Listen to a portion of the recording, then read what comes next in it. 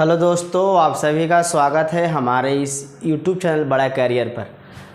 आइए आज हम लोग फिर से वर्ब के ही बारे में जानेंगे। आज वर्ब का पार्ट 3 है। देखिए यहाँ लिखा गया है, यदि सेंटेंस में एक ही वर्ब यानी क्रिया हो तो वह मेन वर्ब यानी मुख्य क्रिया कहलाती है।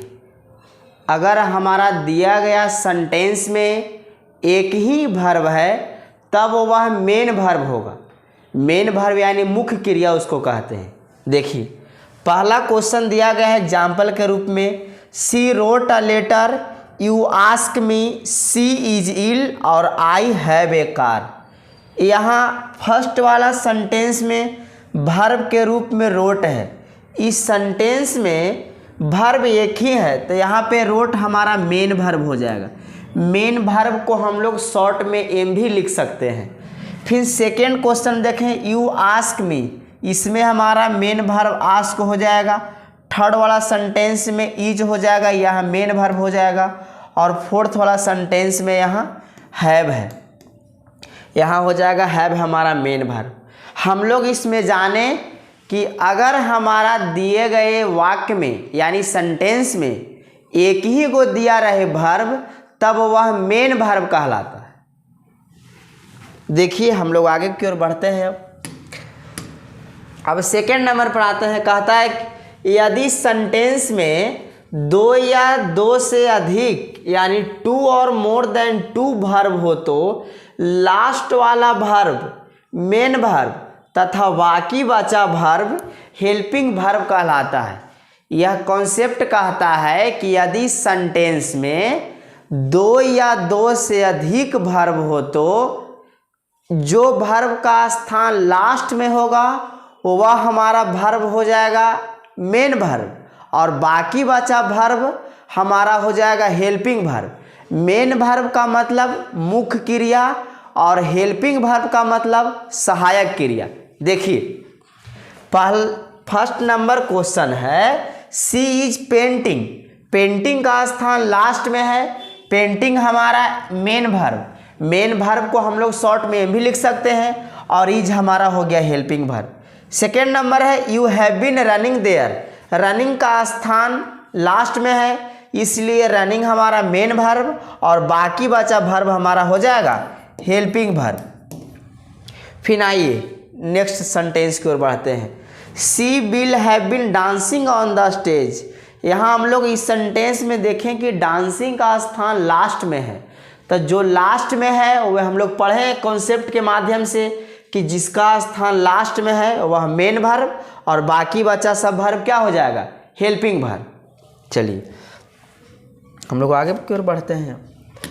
अब है कि हेल्पिंग वर्ब किसको कहते हैं। देखिए हेल्पिंग वर्ब ही चीज used as the assistance of the main verb. कहता है हेल्पिंग वर्ब का हिंदी होता है सहायक क्रिया। अब हम लोग जाने कि सहायक क्रिया कहते किसको है, तो वैसा वर्ब जो मेन वर्ब यानी मुख्य क्रिया के सहायक के रूप में काम करे उसी को हम लोग कहते हैं मेन वर्ब यानी मुख्य क्रिया। आपसे पूछा जाए एग्जामिनेशन में कि हेल्पिंग वर्ब किसे कहते हैं तो यहाँ पे डिफिनेशन देखिए लिखा गया है ऊपर में, हेल्पिंग वर्ब ही चीज used as the assistance of the main verb. वो वैसा वर्ब जो मेन वर्ब के यानी मुख्य क्रिया के सहायक के रूप में काम करे उसी को हम लोग कहते हैं सहायक क्रिया। अब हम लोग देखेंगे कि सहायक क्रिया यानी हेल्पिंग वर्ब की संख्या 24 है। हेल्पिंग वर्ब की संख्या 24 है। हेल्पिंग वर्ब को हम लोग हिंदी में कहते हैं सहायक क्रिया यानी सहायक क्रिया की संख्या 24 है। कौन कौन देखते हैं हम लोग, is, am, are, was, were, do, does, did, has, have, had, shall, should, will, would, can, could, may, might, must, need, dare, use to और आउट टू। हम लोग देखें कि हेल्पिंग वर्ब की संख्या कितना है 24 है। अब हम लोग हेल्पिंग वर्ब को 4 भागों में बांट दिए हैं।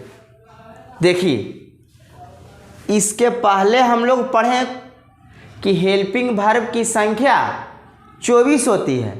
अब हम लोग हेल्पिंग वर्ब को 4 भाग में बांटकर पढ़ेंगे। देखिए, फर्स्ट है बी वर्ब, सेकंड है डू वर्ब, थर्ड है हैव वर्ब और फोर्थ है मोडल वर्ब। बी वर्ब है फर्स्ट। बी वर्ब 5 प्रकार का होता है। कौन कौन? देखिए, इज, एम, आर और वाज, वेयर। इसीलिए यहाँ 5 लिखा गया है।